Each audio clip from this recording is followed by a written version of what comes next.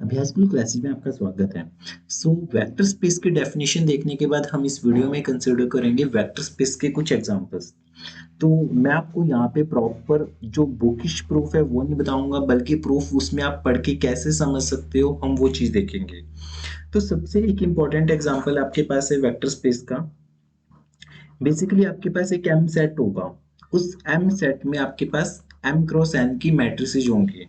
ठीक है, इसमें क्या होंगी? मैट्रिसेज होंगी एम क्रॉस एन की। तो इसके सिंबल, इसके नोटेशन क्या होगी आपके पास?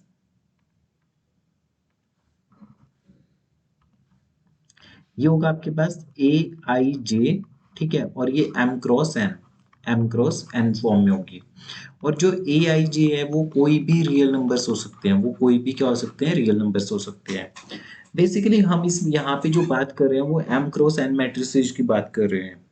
ठीक है, तो सबसे पहले आपके पास क्या होगा कि अगर आपके पास दो मैट्रिसेज है, एक मैट्रिक्स एम क्रॉस एन की है, दूसरी मैट्रिक्स एम क्रॉस एन की है, तो ऑब्वियसली इन दोनों का जो सम होगा वो भी तो एम क्रॉस एन मैट्रिक्स का होगा, वो भी तो बिलोंग करेगा एम से। एम का मतलब एक सेट है जिसमें मैट्रिसेज है, तो इनका सम इसमें बिलोंग करेगा। सो क्लोजर प्रॉपर्टी सेटिस्फाइड हो जाएगी। सेकंड, जो एसोसिएटिव प्रॉपर्टी है उसमें क्या आपके पास ए बी सी तीन मैट्रिसेज है, तीनों का ऑर्डर क्या होगा? एम क्रॉस एन होगा। तो चाहे तो आप ए और बी को पहले ऐड करो फिर सी को ऐड करो, चाहे आप ए बी और सी को पहले ऐड करो फिर ए को ऐड करो। ठीक है, इस केस में भी ये चीज सेम होगी। उसके बाद थर्ड है आपके पास एग्जिस्टेंस ऑफ एडिटिव आइडेंटिटी। मतलब कि ए मैट्रिक्स के साथ आप किसे ऐड करो कि आपको ए मिले, तो ए के साथ आपको जीरो मैट्रिक्स को ऐड करना पड़ेगा। ठीक है, तो ये आपके पास क्या हो जाएगी? Existence of additive identity. ठीक है, एडिटिव आइडेंटिटी। नेक्स्ट है आपके पास एग्जिस्टेंस ऑफ एडिटिव इनवर्स। तो ए में आप क्या ऐड करो कि आपके पास जीरो आए? माइनस ए करना पड़ेगा आपको, और ये मिल जाएगी। इनका ऑर्डर सबका एम क्रॉस एन ऑर्डर है। ठीक है, जैसे अगर एग्जांपल के तौर पे समझे, जैसे मैंने आपको बोला 1 2 3 4, तो इसमें क्या ऐड करें कि आपको जीरो मिले? -1 -2 -3 -4, तो आपको जीरो मिल जाएगा। फिफ्थ है, अगर कोई दो मैट्रिसेज है जिन दोनों का ऑर्डर आपके पास कितने हैं? एम क्रॉस एन है, तो चाहे तो आप ए प्लस बी करो चाहे बी प्लस ए करो, कोई फर्क नहीं पड़ेगा। Left hand side right hand side के इक्वल होगी। उसके बाद अगर हम मूव ऑन करें, इसमें मूव ऑन कहाँ पे करें? बेसिकली आपके पास है इसके बाद, जैसे सिक्स प्रॉपर्टी है, सिक्स प्रॉपर्टी में आपके पास मल्टीप्लीकेशन की प्रॉपर्टी से शुरू हो जाएगी। जैसे अल्फा प्लस बीटा टाइम्स ए मैट्रिक्स है, तो आप इसे ऐसे लिख सकते हो, alpha A plus beta A के इक्वल। ठीक है, यहाँ पे ए का ऑर्डर एम क्रॉस एन होगा। फिर आप लिख सकते हो सेवंथ प्रॉपर्टी की अल्फा टाइम्स ए प्लस बी, अगर आपके पास, तो इससे आप लिख सकते हो अल्फा ए प्लस अल्फा बी लिख सकते हो। ठीक है, फिर एट्थ प्रॉपर्टी आपके पास अल्फा बीटा टाइम्स अगर ए है, तो आप इसे कैसे लिख सकते हो? अल्फा बीटा टाइम्स ए भी लिख सकते हो। ठीक है, नाइन्थ क्या हो जाएगा आपके पास? नाइन्थ में आपके पास आइडेंटिटी इनटू ए होगा। ठीक है, क्या होगा? आइडेंटिटी इनटू ए। या फिर अगर वन बिलोंग कर रहा है आपके पास फील्ड से, तो one into A equal to A होगा। बेसिकली वन आपके पास स्केलर है, वन क्या है? स्केलर है जो फील्ड से बिलोंग करेगा, तो ये बिलोंग करेगा आपके पास एम से। तो क्योंकि ये देखो नो की नो प्रॉपर्टी सेटिस्फाई कर रहे हैं, closure, associative, identity, inverse, commutative, तो इस वजह से आपके पास क्या होगा कि ये एक वेक्टर स्पेस बन जाएगा। M is a vector space. तो एम क्या बन जाएगा? Vector space. नेक्स्ट हम डिस्कस करते हैं एक और एग्जांपल। बेसिकली अब हम सिमेट्रिक मैट्रिसेस का एग्जांपल देख रहे हैं। ठीक है, वी हमने क्या बोला? सबसे पहले ध्यान से सुनना कि वी आपके पास एक सेट है। इस वी सेट में आपके पास N cross N symmetric matrices है। तो कैसे लिखोगे? A such that A equal to, इसके एलिमेंट से ए आई जे। ठीक है, और ये क्या प्रॉपर्टी सेटिस्फाई कर रहे हैं कि ए आई जे बिलोंग कर रहे हैं रियल नंबर से, और ए ट्रांसपोज आपके पास ए के इक्वल है। तो सिंबॉलिकल फॉर्म में आपने ये लिखा, और अगर वर्ड्स में लिखे तो क्या होगा? ये सिमेट्रिक मैट्रिसेस का सेट है। सिमेट्रिक मैट्रिसेस का सेट है ये। हमें हमारा टास्क क्या है? हमारा टास्क है कि ये शो करना है कि V जो है वो वेक्टर स्पेस है या नहीं है। V वेक्टर स्पेस है या नहीं है। तो हम कैसे प्रूफ करेंगे? अब इसका सॉल्यूशन वाला पार्ट कैसे देखेंगे? सबसे पहले सबसे पहले क्या चीज़ है कि दो मैट्रिसेस ले ली, उनका सम सिमेट्रिक आएगा या नहीं आएगा। तो ए प्लस बी का ट्रांसपोज ले लिया, A transpose plus B transpose, A plus B आ जाएगा ये, क्योंकि ए और बी दोनों की दोनों आपके पास सिमेट्रिक मैट्रिसेस है। ये दोनों क्या है? Because A transpose equal to A and B transpose equal to B. ठीक है, तो पहली प्रॉपर्टी आपके पास इस तरीके से प्रूफ हो जाएगी, फर्स्ट प्रॉपर्टी आपकी इस तरीके से प्रूफ होगी। सेकंड प्रॉपर्टी में आपके पास क्या होगा? Similarly associative. ये हमेशा एसोसिएटिव होते हैं मैट्रिक्स एडिशन। ठीक है, ये चीज ध्यान में रखनी है, मैट्रिक्स एडिशन एसोसिएटिव होगा। थर्ड प्रॉपर्टी है कि आइडेंटिटी, एडिटिव आइडेंटिटी बेसिकली। तो एडिटिव आइडेंटिटी में क्या होगा? ए में आप किसे ऐड करो कि ए मिले? जीरो। और फोर्थ आपके पास क्या हो जाएगा? इनवर्स। इनवर्स वाले पार्ट में आपके पास ए में क्या ऐड करो कि आपके पास जीरो मिले? माइनस ए। तो ये आपके पास इनवर्स तक हो गया। फिफ्थ आपके पास है कि अगर दो मैट्रिसेज है ए प्लस बी, और तो वो बी प्लस ए के इक्वल होगा।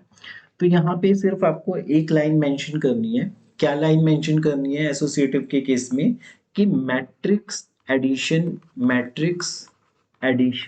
Is always associative, is always associative.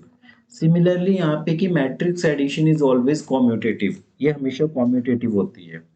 ठीक है, फर्दर मूव ऑन करते हैं सिक्स्थ प्रॉपर्टी में। सिक्स्थ प्रॉपर्टी में आपके पास क्या है कि स्केलर मल्टीप्लिकेशन आ जाएगा आपके पास।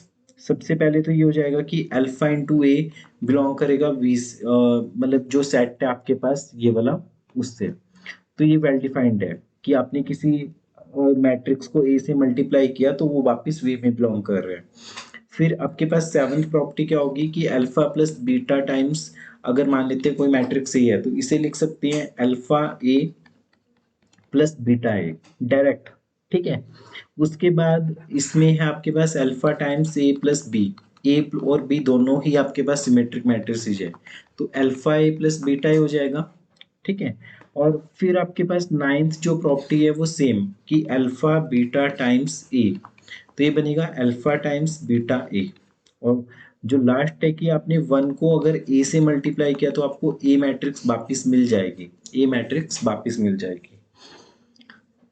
तो ये सेकंड एग्जांपल है जिसमें सिमेट्रिक मैट्रिसेस की बात कर रहे हैं, और इसमें हमने simple M cross N matrices की बात की थी। ठीक है, तो इसी तरीके से आप कोई भी किसी भी सेट को प्रूव कर सकते हो कि वो आपके पास वेक्टर स्पेस बन रहा है या नहीं बन रहा।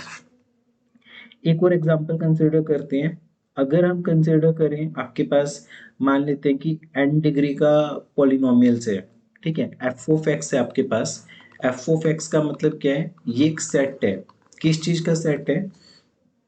Set of all the polynomials, जितने भी पॉलिनोमियल्स हैं उन सब का ये सेट है एक।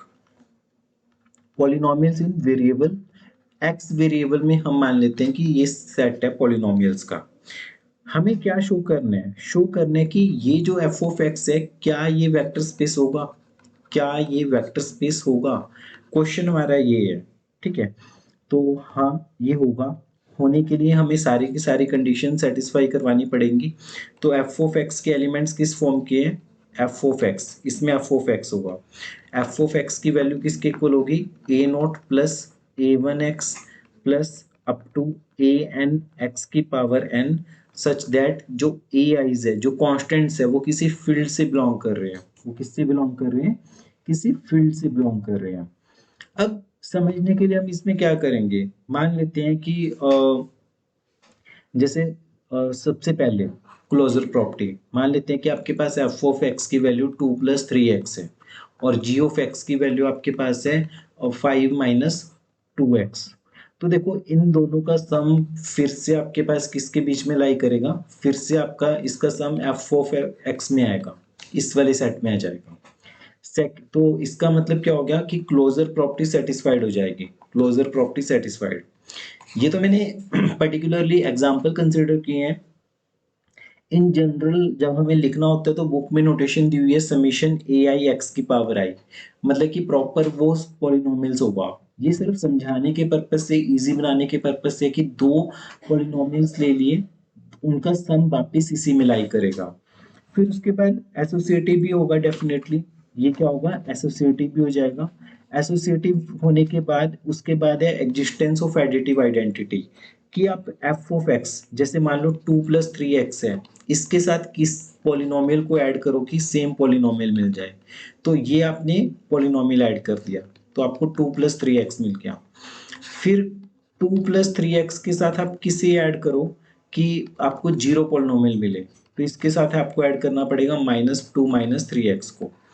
फिफ्थ में आपके पास क्या हो जाएगा कि जैसे 2 + 3x है और एक पॉलिनोमियल आपने ले लिया 1 + 4x, चाहे तो आप 1 + 4x को पहले ऐड कर दो, फिर 2 + 3x को ऐड करो, दोनों का आंसर सेम रहेगा आपके पास। ठीक है। सिक्स्थ में आपके पास क्या होगा कि अगर कोई स्केलर है, कोई स्केलर का मतलब है जैसे मान लेते हैं कि 5 × 2 + 3x है, तो आपके पास क्या बना 10 + 15x, ये फिर से किस में बिलोंग करेगा, एफ ऑफ एक्स में। मतलब अगर आपने किसी स्केलर से मल्टीप्लाई किया तब भी ये वापिस उसी उसमें चला जाएगा, सेट में चला जाएगा। ठीक है। नेक्स्ट प्रॉपर्टी कंसिडर करते हैं। नेक्स्ट प्रॉपर्टी में क्या है, अगर अल्फा प्लस बीटा दिया हुआ है और एफ ऑफ एक्स है, ठीक है, तो आप इसे लिख सकते हो alpha times F of X plus beta times F of X लिख सकते हो। और एट्थ प्रॉपर्टी में क्या होगा, अल्फा टाइम्स अगर F of X plus G of X है, ठीक है, तो इसे कैसे लिखोगे, ये लिखोगे alpha times F of X plus alpha times G of X. और नाइन्थ प्रॉपर्टी में आपके पास क्या हो जाएगा, alpha beta F of X, तो इसे लिख सकते हैं alpha beta F of X के इक्वल लिख सकते हैं। और लास्ट, मतलब कि अगर आपके पास वन फील्ड से बिलोंग कर रहा है और आपने एफ ऑफ एक्स से मल्टीप्लाई किया, तो एफ ऑफ एक्स बिलोंग करेगा दोबारा वापिस वी में। तो समझने वाली चीज ये है आपके पास कि अगर पॉलिनोमियल्स का सेट दिया हुआ है, उसमें आपको नो की नो प्रॉपर्टीज चेक करनी पड़ेंगी और उसके बाद वो वेक्टर स्पेस होंगे। तो अब एक बार रिवाइज करते हैं कि कौन कौन से वेक्टर स्पेस हम कर चुके हैं। ठीक है। तो सबसे पहले आपके पास है जो आर स्क्वेयर होते हैं, आर स्क्वेयर ओवर आर, ये एक वेक्टर स्पेस होता है।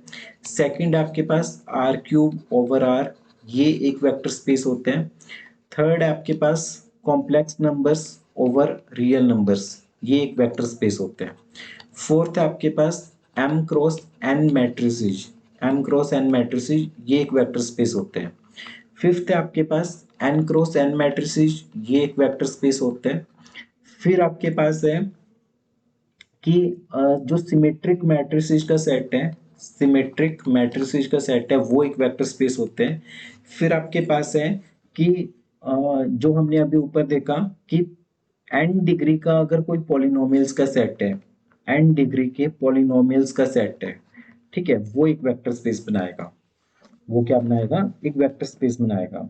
सो वेक्टर स्पेस के बहुत सारे एग्जांपल्स हैं। आपको काफी बार पूछा जाता है चेक करने के लिए कि वेक्टर स्पेस बना रहा है या नहीं बना रहा।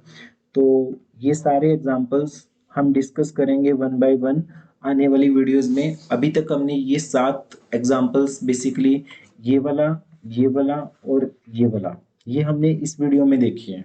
ठीक है। तो बाकी के एग्जांपल्स हम नेक्स्ट वीडियोस में कंटिन्यू करेंगे। आपको ये वीडियो कैसी लगी कमेंट बॉक्स में लिख के बताना। तो बेसिकली इसकी ये बेसिक सी डेफिनेशन है कि अगर ये नो प्रॉपर्टी सेटिस्फाई करेगा, उस केस में हम इसे बोलते हैं कि ये आपके पास क्या है, ये वेक्टर स्पेस बनाएगा। ये क्या बनाएगा, वेक्टर स्पेस बनाएगा ये।